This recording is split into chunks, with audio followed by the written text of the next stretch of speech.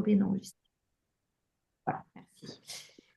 Accepter les enregistrements. Et donc, du coup, oui, voilà. Et donc, quand on n'est pas neuroatypique, c'est difficile des fois comprendre ce qui se joue à l'intérieur de nos enfants, des personnalités de nos enfants, et surtout de ne pas le prendre pour soi et d'intégrer que le trouble, c'est vraiment quelque chose qui a une incidence dans nos vies et que ce n'est pas juste de la provocation, pas juste de l'envie de manquer de respect, etc., etc. Et c'est dans l'enfance, c'est aussi le moment, et dans l'adolescence, le moment le plus difficile. Donc, c'est le moment où on vit tous ensemble. Et donc, c'est le moment où on doit affronter ces choses-là tous ensemble et comment faire pour que ça ne devienne pas délétère, qu'on ne se culpabilise pas, nous, de ne pas y arriver et d'un autre côté, qu'on n'en veuille pas à nos enfants, parce que ça, c'est une difficulté aussi que les mamans rencontrent, c'est-à-dire qu'elles finissent par en vouloir à leurs enfants, enfin qu'on finit par en vouloir, hein, parce que je suis dans le même bateau que vous, à nos enfants, de leurs réactions, de ce qu'ils nous font, je mets des guillemets, supporter, parce que en fait, ils nous font rien supporter, ils y peuvent pas grand-chose. Et nous, en tant qu'adultes, on a ce devoir de prendre les choses en main pour pouvoir mieux comprendre, appréhender et accompagner. Voilà, donc bravo d'être là en tout cas, de prendre de votre temps pour venir assister à ces mini-conférences. Donc c'est cool. Les Wow. mini-conférences, c'est informel. C'est voilà, c'est pas organisé comme les Un conférences, les slides, etc. Là, je vais vous parler vraiment de truc. moi ce que je pense. Alors, je vais couper les micros ou si vous pouvez couper les micros, s'il vous plaît.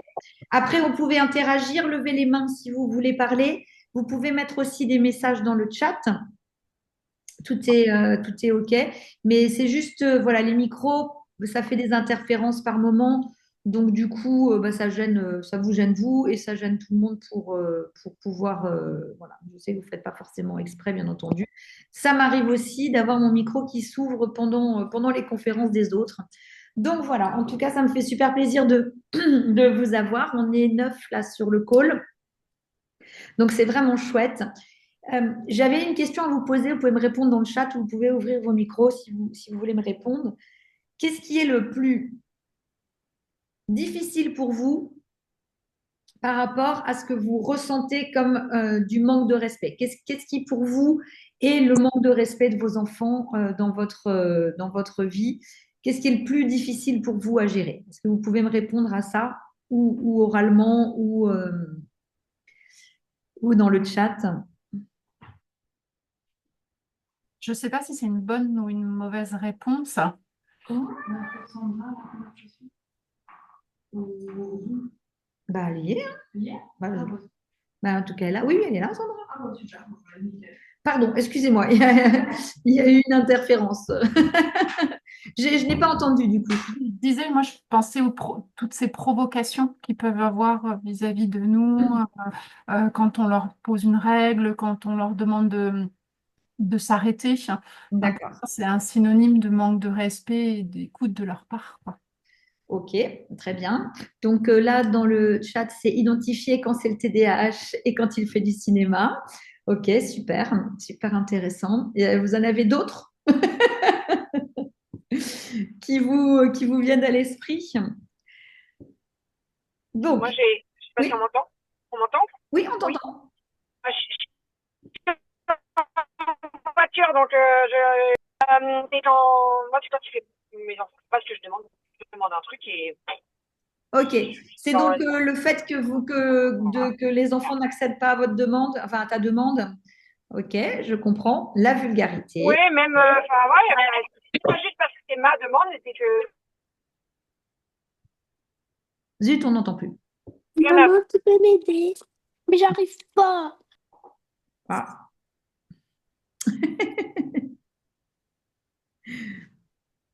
Bon, en tout cas, je comprends bien, j'entends bien, hein, donc la vulgarité, le fait de la provocation, qu'est-ce qui est la part du TDAH ou qu'est-ce qui ne l'est pas, ou du top. Alors, je vais jeter un petit pavé dans la mare parce que je sais que c'est toujours difficile de l'entendre parce que on a d'énormes croyances éducatives et on a beaucoup de besoins, le besoin qui est quasiment viscéral, hein, éducatif,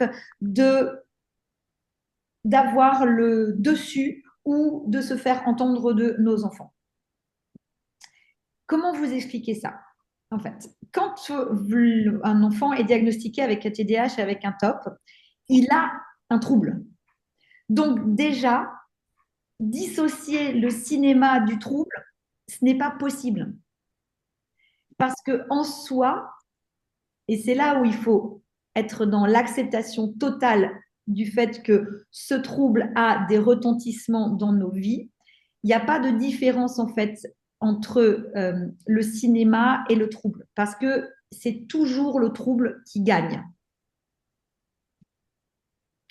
Donc, ce qui est assez compliqué à comprendre la plupart du temps, c'est que, ou en tout cas se poser la question à l'inverse, et si en fait c'était pas du manque de respect, mais une impossibilité de faire autrement. Parce que le câblage n'est pas encore, alors j'insiste toujours sur le encore, n'est pas encore au bon niveau, à la bonne évolution de ce qu'on attend dans. Alors, excusez-moi, mais qu'est-ce qui se passe? Vous voyez ça? Je ne sais pas ce qui se passe. Excusez-moi. Je vais éteindre l'ordinateur à côté. Oui, c'est ça.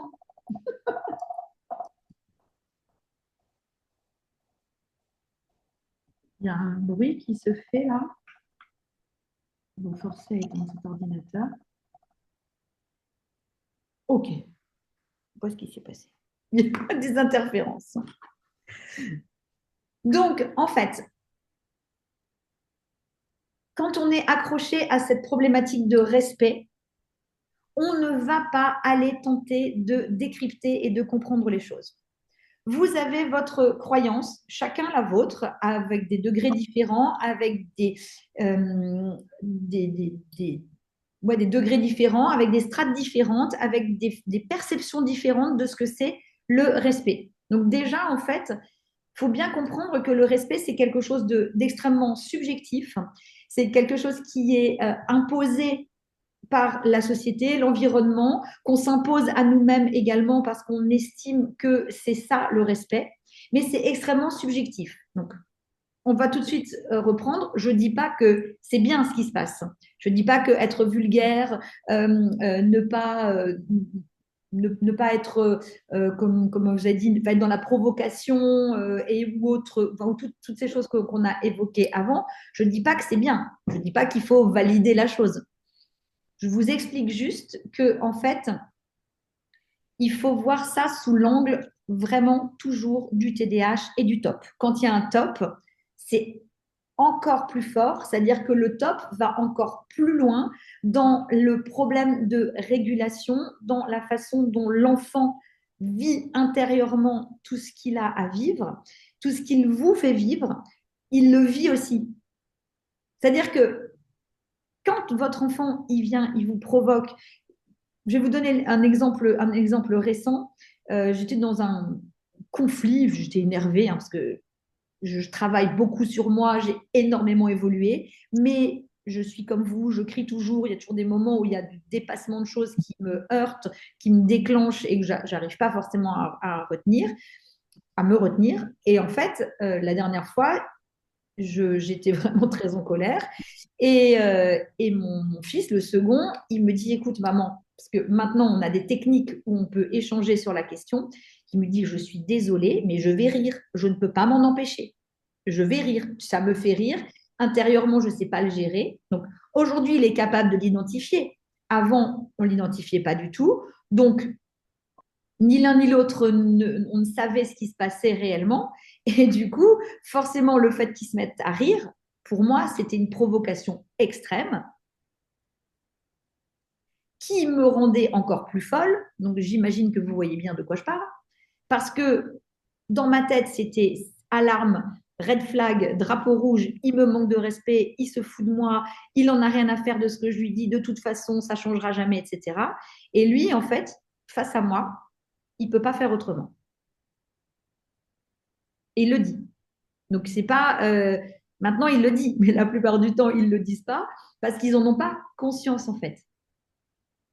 Est-ce que vous comprenez déjà un peu ce mécanisme, en fait, de percevoir la façon dont nous, on perçoit les choses liées à nos croyances, notre environnement, ce qui nous semble hyper important, et la réalité de ce qui est vécu par rapport au TDAH ou au TOP.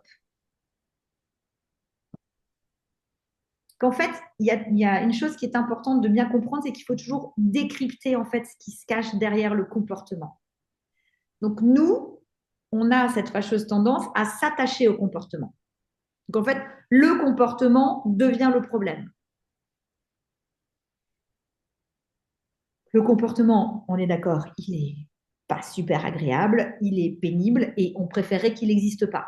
Mais ça serait effectivement peut-être le cas s'il n'y avait pas de diagnostic. Donc déjà, toujours se rappeler ça. Mon enfant a un TDAH avec un TOP. Son comportement, en fait, est induit lié à ces diagnostics. Donc, ce matin, il y a eu cette discussion sur le groupe au sujet de l'autonomie. Je pense que c'est un bon thème de conférence, effectivement. C'est lié au diagnostic. Plus vous avez de conscience posée sur qu'est-ce qu'implique le diagnostic, comment se comporte mon enfant, qu'est-ce qui se cache derrière son comportement, plus vous allez pouvoir agir dessus. Si vous êtes juste en réflexe,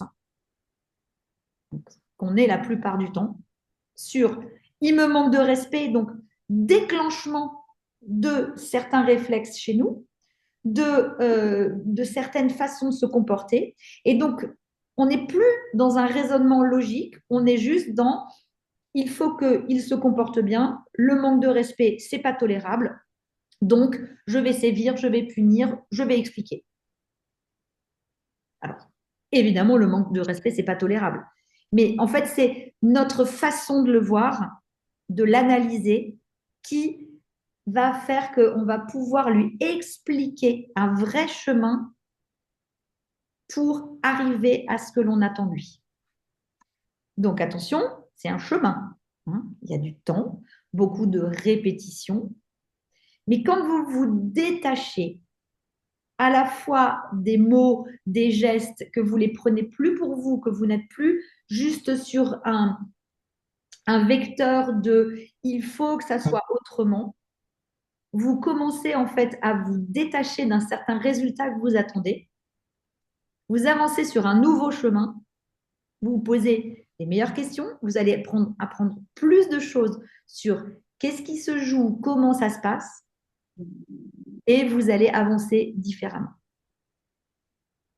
Donc, il faut bien comprendre que la régulation émotionnelle, l'opposition, ça fait partie du trouble.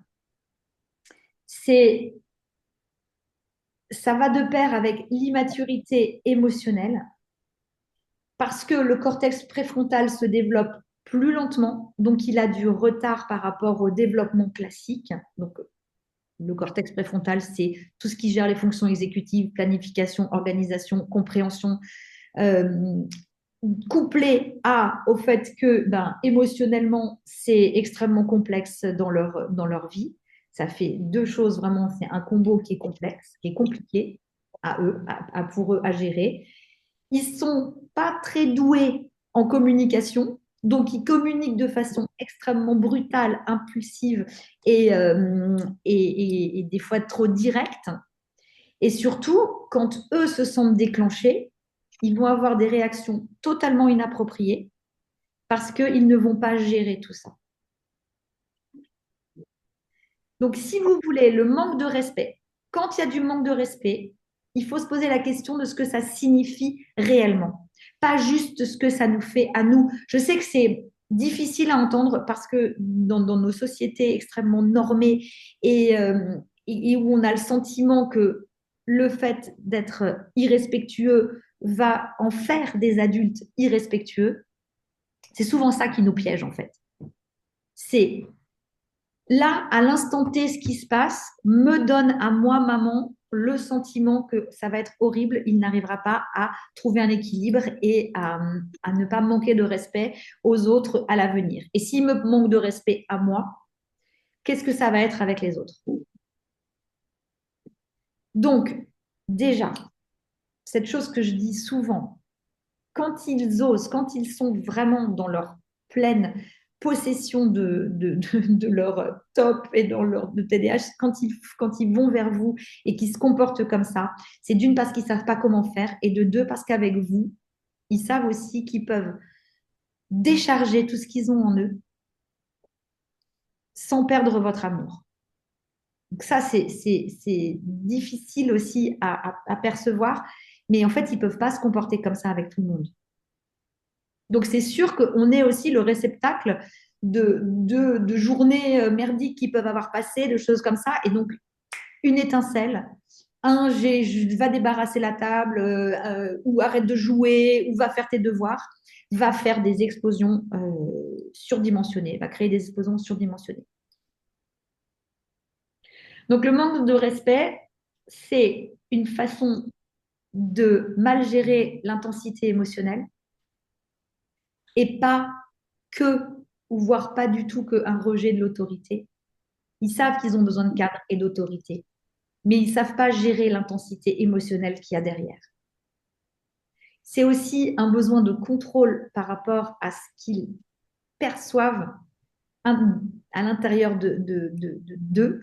Ils ont besoin de contrôler certaines choses, donc ils n'y arrivent pas, et donc c'est l'explosion.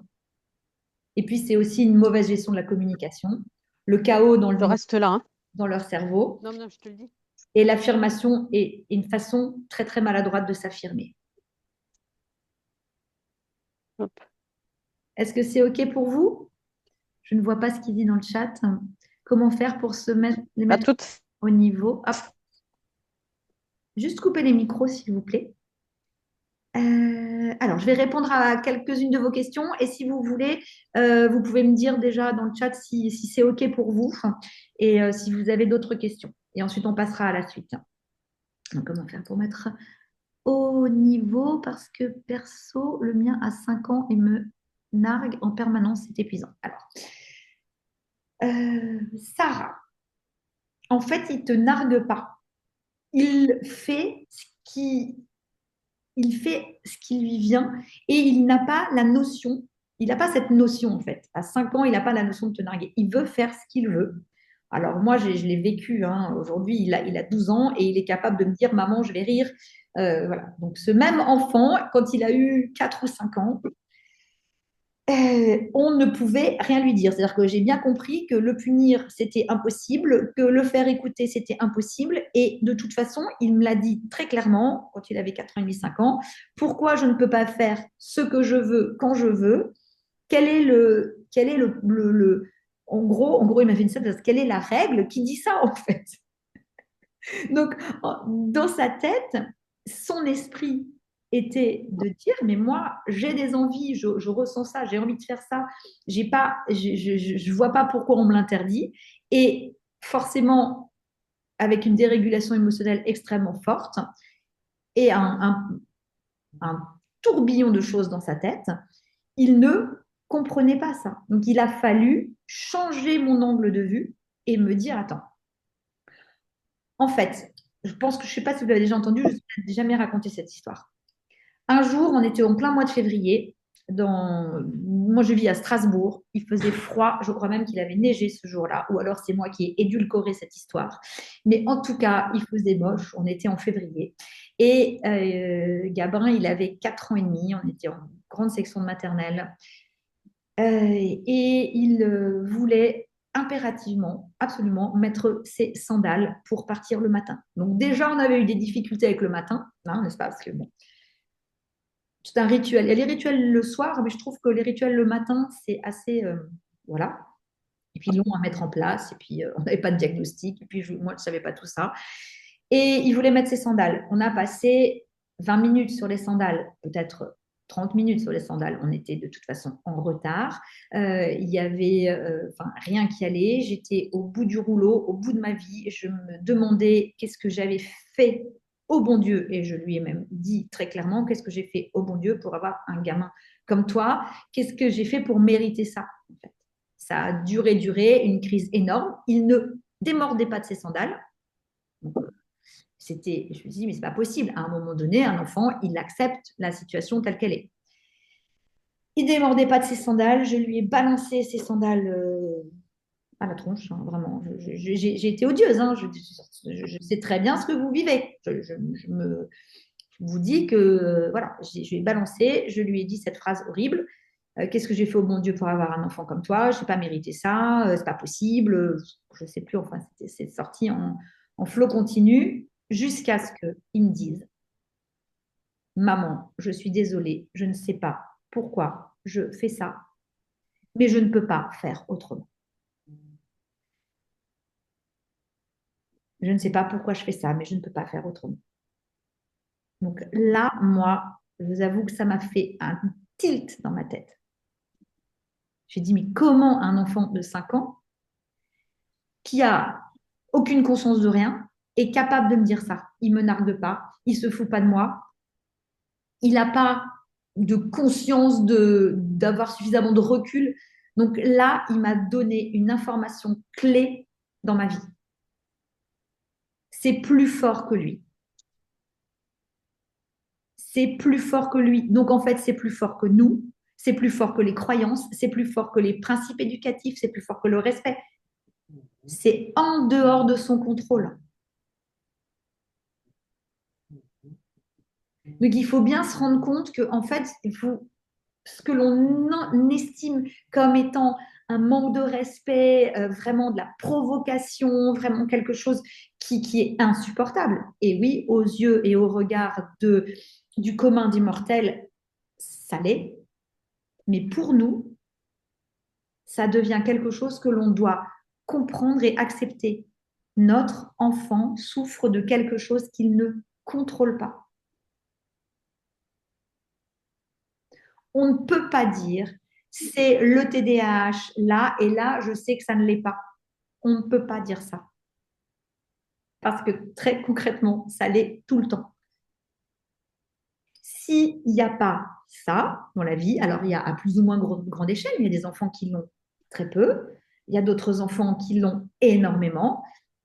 Moi, je vois ça un peu comme un spectre également, avec plus ou moins de force, avec aussi plus ou moins de moments où il y a des frustrations, de la gestion de choses pour nos enfants aussi, de la mécompréhension, des rapports avec l'école, des rapports avec l'environnement. Mais ça reste toujours lié à ça. On ne peut pas faire la part des choses. Donc pour la maman qui demandait c'est quoi le moment où il fait du cinéma ou c'est quoi le moment où il est sincère, moi, de mon point de vue, il fait jamais de cinéma en fait. Il peut peut-être en jouer, mais ça va rester en fait quelque chose qui est lié à cette pathologie. Là où je veux en venir, c'est qu'il y a des façons d'apaiser ou des façons d'envenimer. Donc on fait souvent 3 erreurs. La première erreur, c'est l'affrontement. C'est-à-dire qu'on va rentrer en affrontement, on est l'adulte, on veut avoir raison, on sait ce qu'il faut pour notre enfant. Et donc, on va rentrer en affrontement, on veut gagner. On ne gagne jamais contre le trouble. Et c'est ça qui nous fatigue, c'est ça qui nous épuise. C'est ça qui nous fait aller beaucoup, beaucoup, beaucoup plus loin que ce que l'on voudrait. C'est ça qui nous rend dingue. La seconde, c'est croire qu'il le fait exprès. J'en ai parlé juste avant. Et puis la troisième, c'est punir, crier et puis alimenter le cercle et la crise oppositionnelle. Ça, c'est vraiment les 3 erreurs qu'on fait toutes, que je fais encore, ça m'arrive. J'ai appris à mettre les freins à main et à repartir dans une autre direction. Mais évidemment, on est des êtres humains et tout ce que je vous dis là, c'est pas pour vous envoyer des coups de fouet, c'est pour que vous preniez conscience en fait. Moi, mon objectif, c'est que vous ayez des prises de conscience. Comme ce jour-là, quand il m'a dit Maman, je ne peux pas faire autrement, ça a été ma première grande prise de conscience. Là, je me suis dit, je dois changer. Moi, je dois utiliser des nouveaux leviers, des nouvelles stratégies. Donc, j'ai identifié des leviers que j'ai mis en place et petit à petit, ça n'a pas annulé l'opposition, les crises et les moments de friction.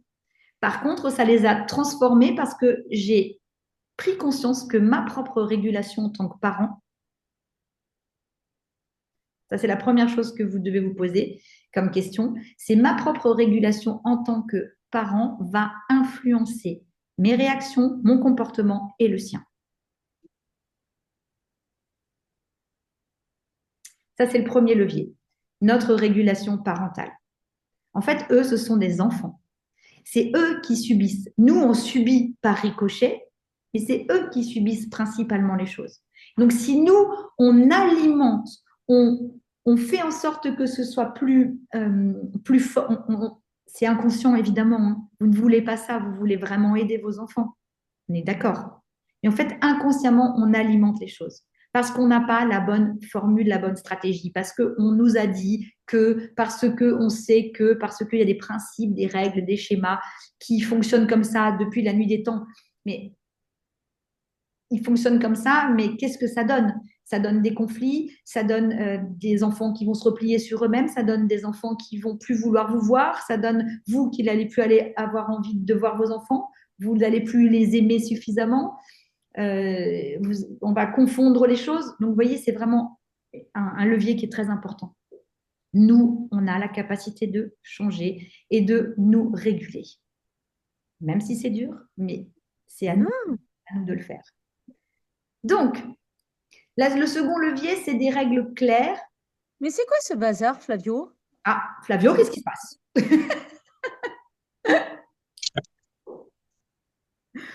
En fait, qu'est-ce que je vous disais? Donc oui, des règles claires et non négociables. Ça, c'est ce qui tend à être mis en place avec un espace de choix et de flexibilité, en fait.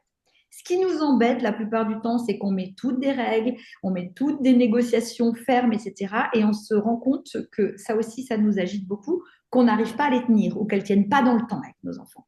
Donc, du coup, on se dit, c'est nul, on n'y arrive pas. Donc, moi, je vous encourage en fait à avoir ces règles, mais à être super flexible avec ça. C'est vraiment important. La flexibilité, laisser le choix, est-ce que ça fonctionne encore? Et si ça a duré 2-3 semaines, c'est toujours 2-3 semaines de gagner. Et que c'était peut-être pas encore la bonne, et que les personnalités avec des neuroatypies se lassent des règles. Ils ont aussi envie de... Il y a des nouvelles choses qui arrivent. C'est complexe tout ça. Donc, il ne faut pas s'enfermer dans des cadres rigides. Il faut aussi pouvoir avoir une communication qui soit réellement adaptée. Donc, apprenez à prendre du recul, apprenez à respirer, apprenez à ne pas donner de solution tout de suite, apprenez à ne pas vouloir gagner ou être autoritaire. C'est vraiment important. Et puis, utiliser quelque chose qui est absolument génial, qui fonctionne très très bien, c'est le renforcement positif et la validation des bons comportements. Idéalement, ce qu'il faudrait arriver à faire, c'est zapper les mauvais comportements, les passer à l'as, faire comme s'ils n'existaient pas et valider les bons comportements. Alors, j'ai souvent des remarques qui me disent « Oui, mais je ne vois plus de bons comportements chez mon enfant, il n'y a que des mauvais comportements. » C'est faux, mais c'est juste que l'on met notre focus uniquement sur ce qui ne fonctionne pas. Donc, c'est là où notre régulation parentale, elle doit aussi intervenir. C'est hyper important tout ça. Je ne sais pas si vous mesurez tout ce que je vous dis et est-ce que vous avez voilà, bien les informations, enfin, que vous arrivez bien à comprendre les informations que je vous transmets. C'est primordial. C'est un vrai changement de façon de voir les choses. C'est vraiment, vraiment, vraiment très, très important. Parce que, en fait, le plus important, c'est pas de gagner sur le manque de respect. Le plus important, c'est de reprendre le pouvoir sur votre relation parent-enfant et de nourrir cette relation positivement. Même si c'est dur, même si le parcours il est complexe, on n'a pas vraiment le choix. On n'a pas vraiment le choix. Et en plus, je pense qu'il n'y a aucune maman qui va me dire qu'elle n'aime pas son enfant et qu'elle n'a pas envie de l'accompagner. Mais notre posture doit changer pour reprendre le pouvoir sur la relation. C'est vraiment important. Parce que quand le cadre il devient plus solide, quand l'enfant a vraiment confiance en vous, parce qu'il a déjà confiance en vous, mais il va continuer à provoquer plus fort parce que vous allez continuer à vouloir gagner. Si vous changez les règles, vous changerez le comportement. Vous changez, il change. Du coup, vous allez instaurer un nouveau climat, il y aura plus de coopération, moins de confrontation. Vous allez créer quelque chose sur du respect réciproque. Aujourd'hui, moi, par exemple, un de mes leviers, je n'en ai pas parlé là, c'est d'utiliser le rire et l'autodérision. C'est-à-dire que quand ça dérape, moi, ne vous inquiétez pas, j'entends aussi de la vulgarité, des noms d'oiseaux. Quand je vous parle de mes leviers, je ne vous dis pas que les choses ont totalement changé. Je suis encore avec des enfants, des ados maintenant, qui sont en construction. On a traversé des grosses périodes extrêmement compliquées de l'enfance, de la compréhension du trouble. Maintenant, on est dans l'adolescence et dans les moments où on vit des challenges hormonaux, n'est-ce pas, avec des augmentations de l'impulsivité, avec des besoins d'autonomie pas forcément bien gérés, mais qui existent, qui sont là. Donc, les challenges, ils sont toujours là. Par contre, mes enfants, en fait, ils se sentent aujourd'hui totalement écoutés et ils se sentent à leur place d'enfants ou d'ados pour pouvoir exprimer suffisamment avec confiance tout ce qu'ils vivent. Sans être jugés, sans se faire engueuler, sans être punis tout le temps à l'excès. Moi, ma valeur principale, c'est comment je peux comprendre ce qui se joue à l'intérieur d'eux, plutôt que moi de me sentir en fait provoquée, malmenée, etc. J'ai créé un mur assez épais, qui des fois, de temps en temps quand même, prend des petits coups, n'est-ce pas?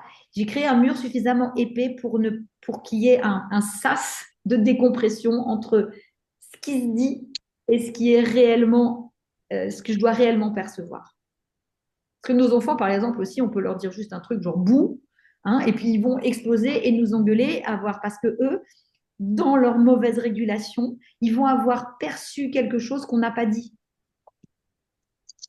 Et donc, on va vouloir leur expliquer par A plus B mais ils ne vont pas piger parce qu'ils vont être dans leur paralysie d'analyse et ils vont rester figés dans leur perception des choses.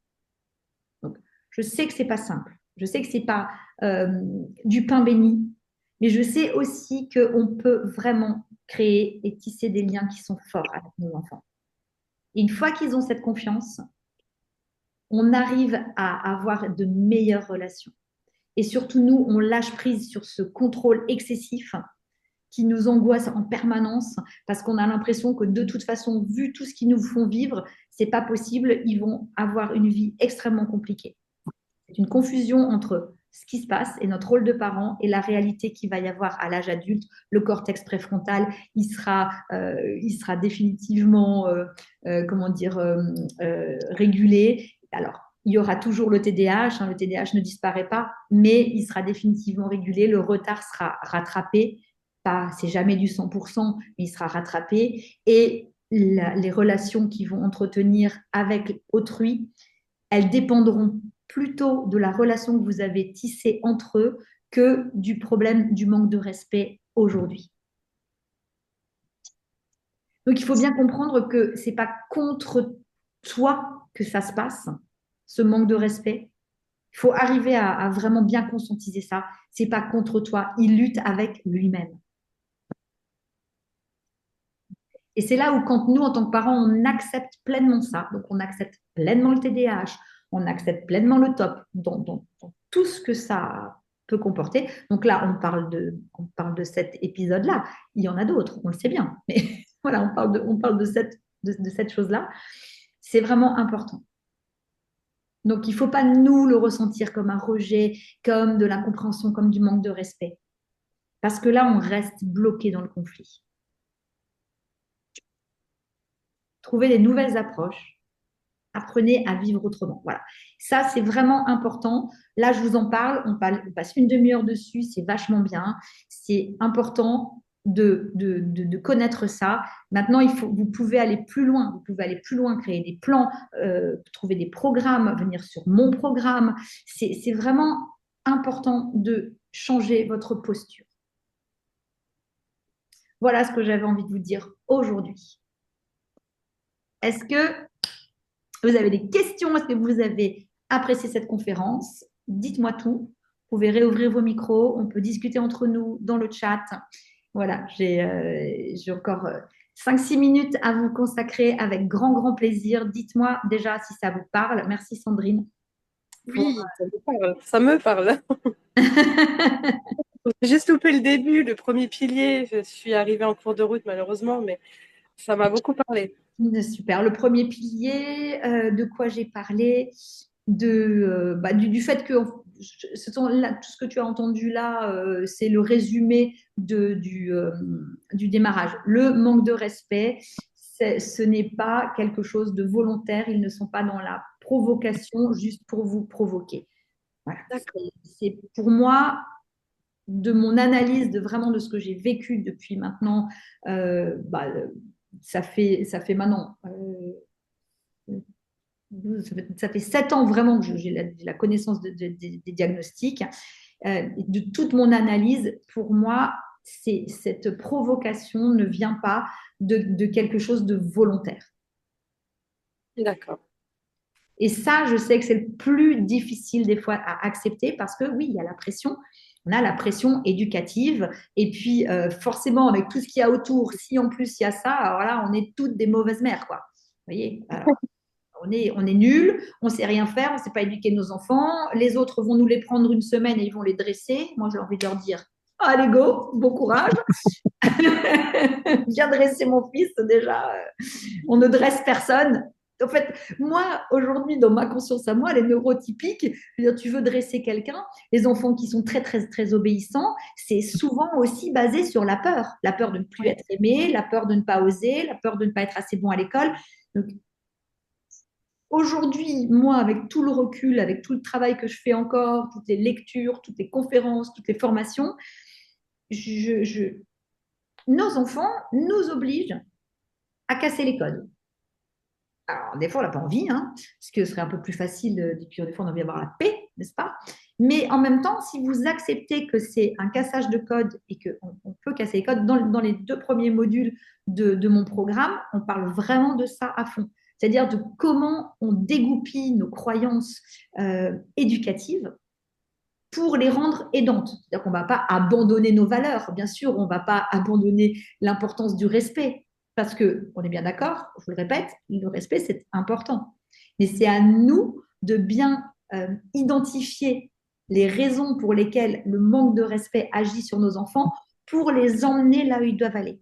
Ils n'ont aucune conscience de ce qui est approprié ou non, surtout quand ils sont petits. Ils ne savent pas. Tout ce qui, nous, est devenu naturel pour nous en tant qu'adultes, n'oubliez pas que ce sont des enfants avec leurs problématiques de TDAH, ils n'en savent rien. Et donc, ils passent leur temps à se faire engueuler sur des trucs qui ne font pas bien, mais ils ne connaissent pas le code. Donc, le plus important, c'est de leur montrer, déjà nous, en tant qu'adultes, qu'on est capable de ne pas répondre à de la provocation, dur, ça s'apprend, qu'on est capable de ne pas répondre à de la provocation et comment dirais-je, et de leur montrer l'exemple de comment on applique ce que l'on veut, parce qu'on veut qu'il ne nous manque pas de respect, mais en même temps, et ça, dites-moi si je me trompe, mais moi, quand je suis en confrontation avec eux, je peux péter les plombs, avoir un langage de poissonnière, je ne vous dis pas comment, et de me déréguler complètement et d'avoir envie qu'eux fassent autrement. Oui. Vous voyez Justement, j'avais une ça? question. Quand, bon, on va dire que la crise est passée, Oui, c'est à ce moment-là où vous prenez ce temps de discussion avec eux ou est-ce oui. que c'est utile?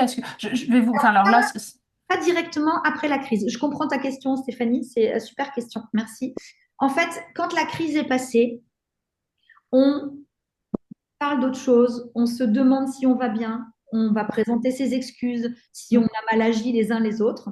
En tant qu'adulte, c'est super bien. Vous pouvez vous commencer par présenter vos excuses, donc vous apprenez qu'on peut s'excuser d'avoir eu un mauvais comportement, d'avoir pas compris, d'avoir pas réussi à se gérer. C'est hyper important. Et ensuite, s'il y a eu un moment où vous allez prendre du recul, vous, et ensuite réfléchir à ce qui s'est passé. Lui poser des questions, mais pas tout de suite.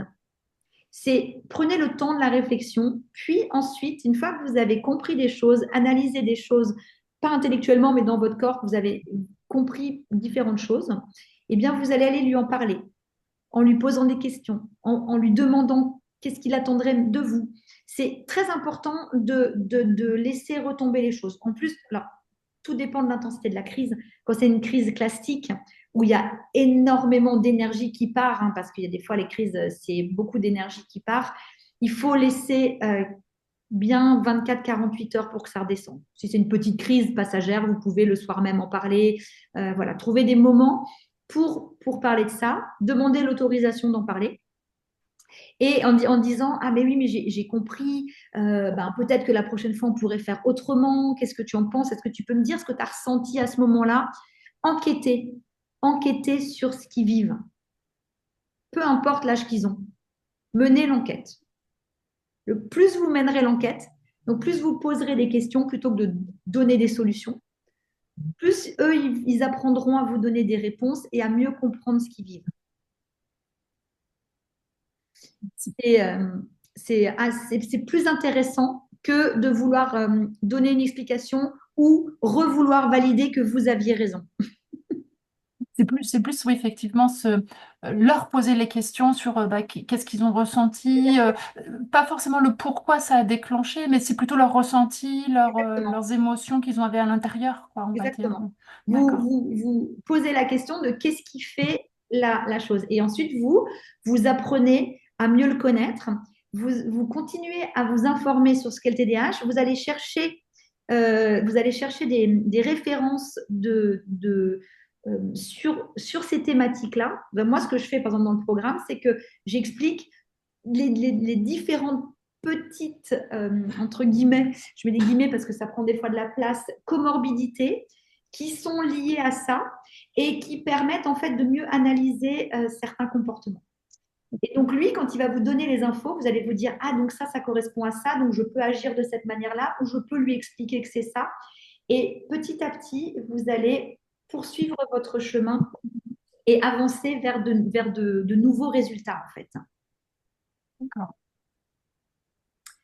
Mon problème, c'est dans la contrariété, mon fils de 6 ans me frappe. Oui, donc là, les coups, c'est un vrai souci. Ah oui, oui, oui, donc ils nous aiment pas, on est les pires mamans et ils disent vraiment. Alors, donc ça, c'est vraiment le top qui est en action. Et donc, en fait, il n'arrive pas à gérer et vous cristallisez tout ce qu'il n'arrive pas à gérer. Donc, du coup, il va vous dire des choses qu'il ne pense absolument pas.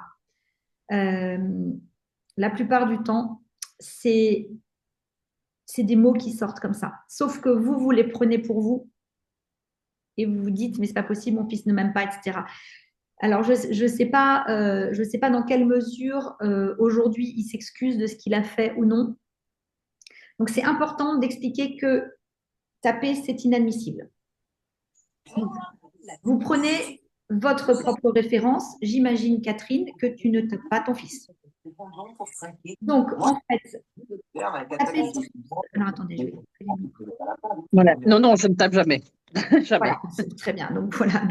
Donc, lui expliquer que dans vos valeurs familiales, n'est-ce pas? Et j'espère que tout le monde l'a, celle-ci, hein, même si des fois ça donne envie de. C'est qu'on ne se frappe pas. Donc, que on comprend la frustration, le top, le ci, le ça, s'il est diagnostiqué ou pas d'ailleurs, c'est pas grave, mais que ça, ce n'est pas acceptable. Donc, lui dire que là, vous pouvez prendre vraiment la référence, c'est hyper important. Moi aussi, Gabin, il donnait des coups de pied, il avait tendance à s'agiter, etc. C'était non, inenvisageable. Donc, bien sûr, ça a mis un peu de temps avant qu'il le régule, mais c'est quelque chose, c'est une explication. On ne se tape pas pour communiquer. On comprend. Donc, vous comprenez qu'il a d'énormes difficultés par rapport à ça, mais ce n'est pas quelque chose d'acceptable. Et donc, ça, et vous expliquez par votre propre exemplarité. Catherine, vous ne tapez jamais votre enfant, ni une petite tape sur les fesses, ni une fessée, ni une claque, je ne sais quoi. Donc, en fait, c'est pareil pour lui. C'est-à-dire que là, c'est les règles et les valeurs de votre famille. Donc, moi, ce que j'avais fait à l'âge scolaire des enfants, on avait affiché un tableau où il y avait les valeurs de la famille. On avait fait les valeurs de la famille. Donc, on ne se tape pas, on essaie de parler avec respect et tout. Alors, c'était difficile de les respecter, mais il y avait ces valeurs qui étaient notées. Et quand ça dépassait les limites, donc ils étaient capables d'entendre. Ils ne savaient pas le faire parce qu'ils ne le géraient pas, mais ils savent que ça, c'était le cadre. Et donc, petit à petit, en grandissant, eh bien, ils l'ont intégré, parce que c'est comme ça que ça se passe en fait.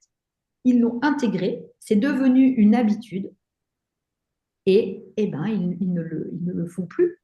Voilà. Donc, taper, il a arrêté de frapper parce qu'il a compris que ce n'était pas la bonne façon pour pouvoir se faire entendre. Mais par contre, moi, j'ai ouvert grand mon cœur, grand mes bras pour essayer de comprendre comment je pouvais mieux le comprendre. Je ne sais pas si c'est fluide ce que je viens de dire. Oui, oui, tout à fait. Voilà. Et donc, en fait, ce que je lui ai dit une chose hyper importante qui a aussi changé les choses.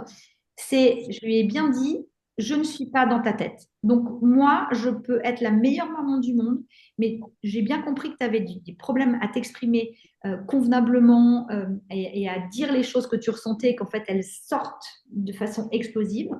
Je ne suis pas dans ta tête. J'adorerais y être, je n'y suis pas. Donc, plus tu me donnes d'infos précises sur ce qui se passe dans ta tête, plus je peux agir. C'est-à-dire 2 doses de et un PE, sans frais. Un peu comme ça. Alors, Ok. Donc, voilà. Alors, il a 6 ans, c'est ça? Il a 6 ans, oui. Voilà, il a 6 ans et on est déjà dans la projection des 16 ans. Donc, ça, on oublie. on vit le moment présent. Ok. Le plus important, c'est de vivre le moment présent. Sur quoi vous pouvez agir? Vous pouvez agir sur le présent. Le futur vous crée de l'anxiété qui vous empêche d'agir sur le présent. Vous vous projetez sur quelque chose qui n'existe pas. C'est OK pour toi? Oui, merci beaucoup. Génial. Génial, génial.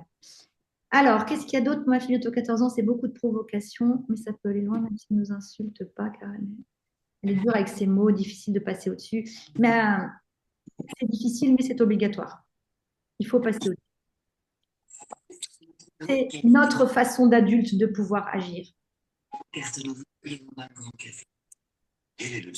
c'est sûr qu'elle peut, si elle n'arrive pas à s'excuser, eh ben, montrer l'exemple. Montrer l'exemple des excuses. Et si elle n'y arrive pas pour l'instant parce qu'elle a un top qui est très dur, elle le vit quand même intérieurement comme quelque chose de pas simple. Des fois, il y a aussi ce côté qui est extrêmement difficile, c'est l'ego, l'amour-propre. Et puis, j'en ai marre, pourquoi je fais tout le temps jamais les choses bien? Pourquoi je m'excuserais d'être moi-même, en fait? C'est ça, mais c'est vrai, elle se considère comme un monstre par moment. Et il y a la petite sœur qui est 10 ans d'écart et elle ne comprend pas des fois le pourquoi toujours elle comme ci, pourquoi toujours elle comme ça. Et Voilà, donc il faut bien s'imaginer que ce n'est pas évident. Donc, en fait, c'est là où nous, en tant qu'adultes, on doit dire, écoute, on va trouver la bonne formule, mais on va y aller tous ensemble. Mais on se comprend, on va y aller tous ensemble. d'accord. Il faut l'accompagner, en fait, dans ce qu'elle vit et pas lui en vouloir. Elle les insulte. Vraiment, je sais, les mamans, je vous adore, je vous kiffe, je vous fais des cœurs de partout. Mais c'est vraiment à nous de prendre conscience que pour les aider, il faut vraiment les comprendre. Ils ne sont pas juste un petit peu TDAH ou très provoque, et puis là je sais que c'est TDAH, là je ne le sais pas. Ça, vous oubliez. Le TDAH, le top, il est là, et nous, on doit les accompagner pour qu'eux, ils aient une connaissance d'eux-mêmes. Et c'est là où vous allez jouer sur leur vie d'adulte et leur accompagnement, qu'ils aient une connaissance d'eux-mêmes réelle et sincère. Et pas... Moi, Pardon? parce que j'ai le petit souci, c'est que je comprends la problématique, je comprends le TDAH, mais je suis accompagnée par des personnes, mon conjoint par exemple a plus de mal à croire, à comprendre le TDAH. Du coup, des fois, je me mets aussi moi dans des situations, je dis, est-ce qu'il a raison? Ou est-ce que c'est moi qui... Alors, moi, j'ai vécu la même chose avec mon mari, qui est d'ailleurs TDAH lui-même, mais il a encore du mal avec ça, parce que ses croyances, le filtre de ses croyances est hyper compact et important, donc par rapport à son environnement, par rapport à son éducation, et donc il peut pas lâcher. Parce que s'il lâche, c'est comme s'il se désavouait, en fait. Donc, vous, ce que vous faites, c'est que vous dites, ah, votre mari et votre conjoint, pareil, je comprends, mais moi, je veux tester autre chose parce que cette situation ne me va pas. Donc, c'est pas grave si tu n'y arrives pas et tout, je comprends, mais il faut. Moi, ce que je lui avais dit, c'est je lui ai dit, écoute, je suis d'accord, tu peux dire ce que tu veux, mais là, on n'y arrive pas comme ça. Donc, moi, je suis toujours pour le test. Si on ne teste pas autre chose, ben, on ne saura pas. Donc, peut-être toi, tu n'as pas envie de tester, moi, j'ai envie de tester. C'est pas pour autant qu'on va se déchirer, qu'on n'est pas d'accord, c'est juste que je prends des options différentes. D'accord. Ouais, parce que la croyance de elle fait exprès, Ah, bah, celle-là, elle a la vie dure, hein. c'est très compliqué. Oh là là là là, c'est ouais. Et des fois, on ne sait pas effectivement si elle en joue encore un peu plus ou pas. Comme on dit, il y a tellement de choses que. Oui, puis il y a cette habitude aussi de dire oui, mais quand on en parle devant les enfants, ils vont accentuer le trait parce que. En fait, dès que vous rentrez dans les généralités éducatives, balayez-les, dites est-ce que ça a vraiment un rôle important ou non? Parce qu'en fait, l'éducation, c'est beaucoup de généralités qui nous empêchent en fait de voir la réalité de ce que vivent nos enfants. Et puis très sincèrement, enfin ça c'est mon avis encore, hein. Tout ce que je vous dis, c'est mon propre avis, hein. Vous n'êtes pas obligé de tout accepter ce que je dis. Vous pouvez remettre en question ce que je dis. Tant mieux, vous avez vos propres vies, vos propres familles, hein. Et du coup, je ne sais plus ce que je voulais dire maintenant.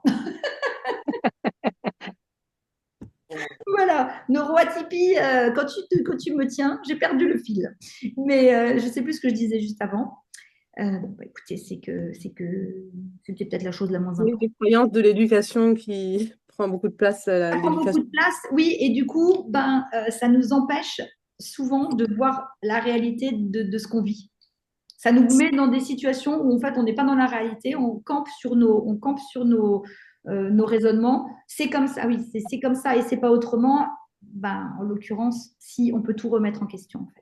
Il y a ça, et puis c'est ce qu'on se disait aussi ce matin, la pression de la société, du regard on parlait des conjoints, entre autres, et la pression de la société, de l'école, avec effectivement qui sont formatés neurotypiques et pas neuroatypiques. Mais avec ils sont formatés en fait, c'est juste un formatage. Ce n'est pas une réalité, ce sont des généralités. Et à vous de bien vous saisir de votre discours, de votre propre.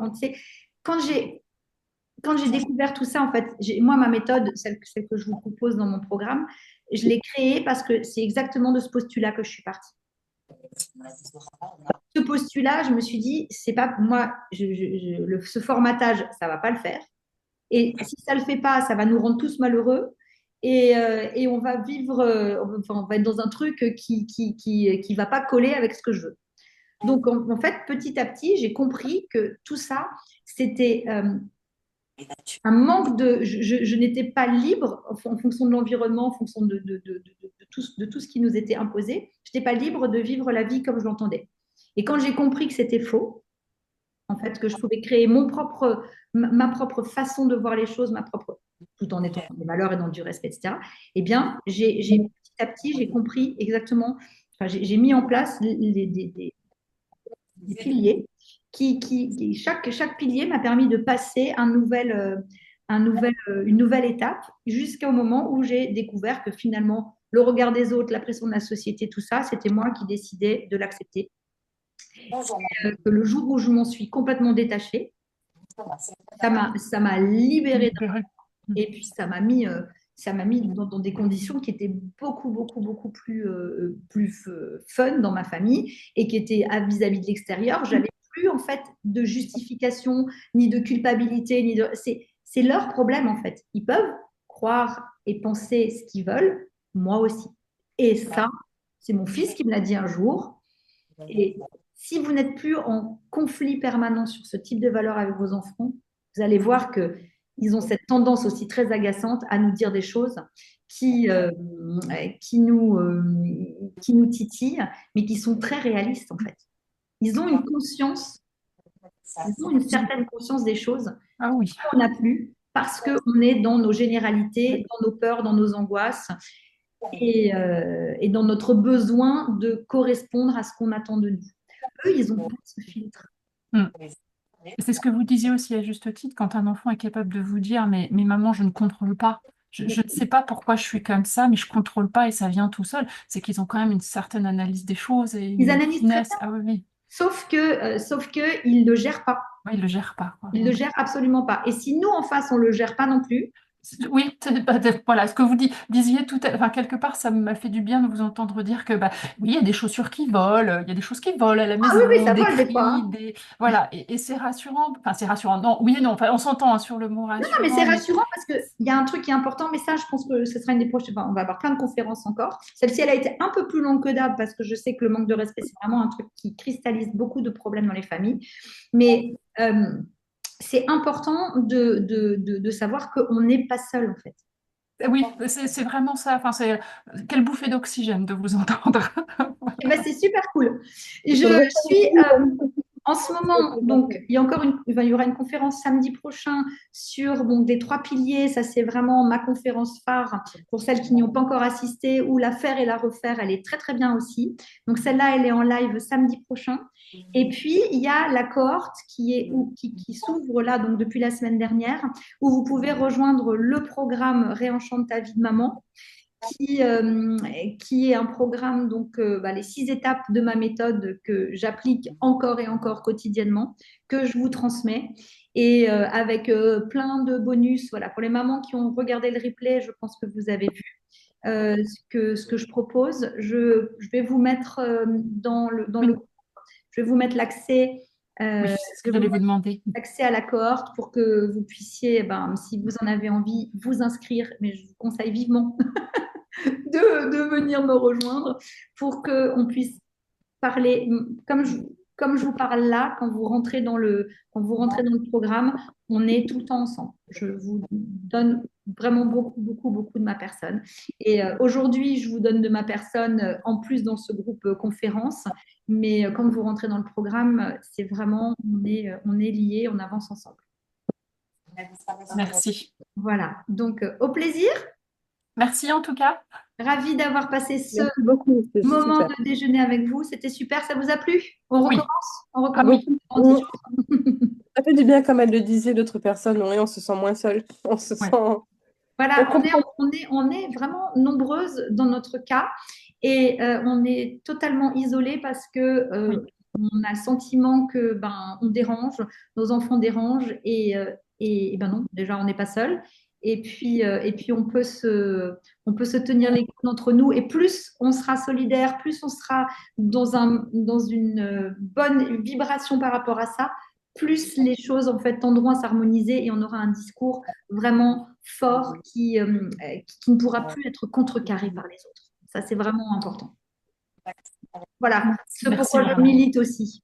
Qu'on soit de plus en plus sûr de nous et sûr de nos capacités maternelles parce que n'oubliez pas, je ne vous l'ai pas dit encore pendant cette conférence, mais en tant que maman d'enfant neuroatypique, en tant que maman déjà on est génial, mais d'enfants neuroatypiques, on déploie des stratégies complètement incroyables, de l'énergie complètement incroyable, mais qu'on n'utilise pas toujours au bon endroit. Et c'est souvent pour ça qu'on est épuisé.